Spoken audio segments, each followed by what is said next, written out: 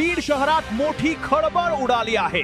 पत्रकार देवेंद्र ढाका यांचा मुलगा यश देवेंद्र ढाका वय 22 वर्ष याचा गुरुवार दिनांक 35 सप्टेंबर 2025 रोजी माने कॉम्प्लेक्स भागात धारदार शस्त्राने खून करण्यात आला।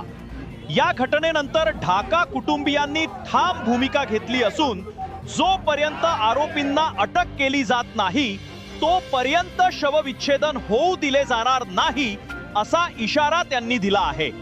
या मागणीसाठी ढाका कुटुंब, वाल्मिकी समाज तसेच नागरिकांनी बीड जिल्हा रुग्णालयात मोठी गर्दी केली आहे।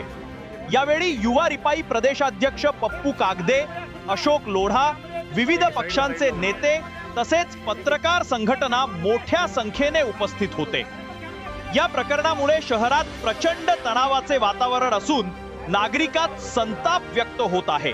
आसपासच्या ताज्या बातम्या सर्वात आधी तुमच्याकडे, उभर बातम्या, न्यूज आणि दिव्य न्यूज।